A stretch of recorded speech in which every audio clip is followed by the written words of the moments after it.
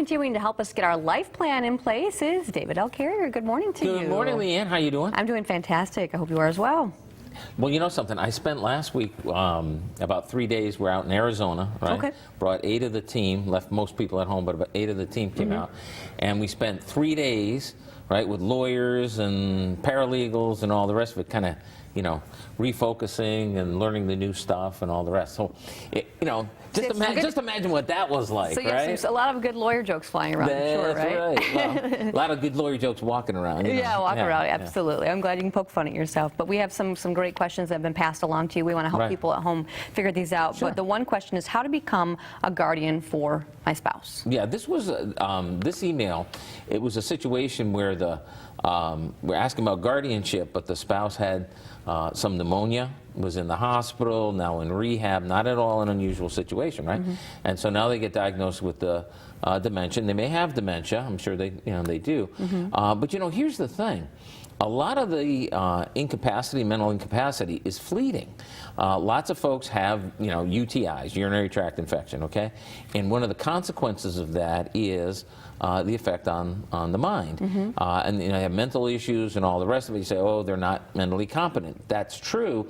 But once you get over the UTI, now they're better. A lot of folks have low potassium. You know, they're not eating right, they're not drinking right. Give them a couple of bananas, and the next thing you know, they're fine again. Yeah. So you have to be really careful with this because they didn't do any planning. They're looking for guardianship, which is, of course, a probate thing, right? But once you've got the finding, you can't back out of it. You know, once the court has said you're mentally incompetent, well, you're mentally incompetent until the court says you're not.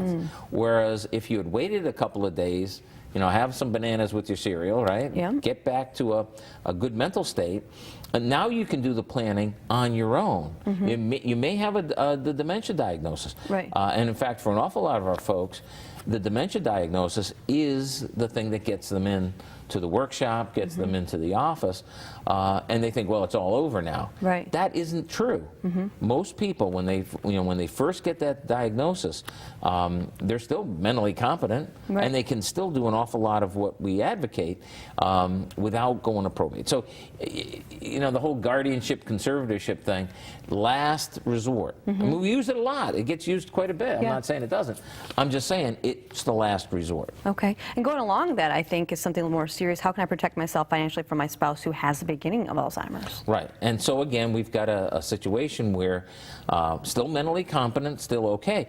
But I got to tell you, and we just had 2 cases come in last week. I'm only only here 2 days, and we had 2 cases. Oh boy. Same kind of idea.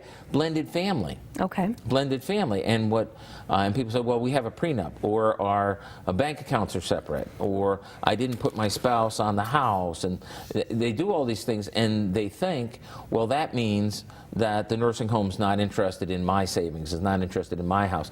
That could not be further from the truth. The fact of the matter is that if you're married, right, your assets are not just at risk for yourself, they're also at risk for what happens to your spouse. We had a tragic situation. The couple gets married. There's about somewhere between 10-15 year age disparity between the spouses, okay? They're married a month, and now turns out he's got, stenosis of the spine. They're married a month. Oh, man. Okay, and his finances, unbeknownst to her, were down here, hers are up here, and she thinks she's set for life. Well, wait a second, you got the guy who's in his 70s, got all these issues she wasn't aware of. Right. Doesn't matter that she wasn't aware of them. Doesn't matter that there was a prenup. Sure. Right? Now her financial security is very much at risk. Okay. So it's one of those things where you just have to look at your own situation. You got to plan ahead, right? Yeah. But stay out of the probate court if at all, and it is possible. One of the reasons we do these workshops all the time. Yeah, talk about your workshops this week. Yeah. Yeah. Well, it's the Halloween workshop, right? And of course, on holidays we do 2 workshops in GR, plus another workshop we're doing on the 30th. We've got 2 in Grand Rapids. 31st will be, I think it's Muskegon, but it might be Holland. You can go to the website and find out. Yeah. And at the holiday workshops, we always do even more goofy stuff than usual, right?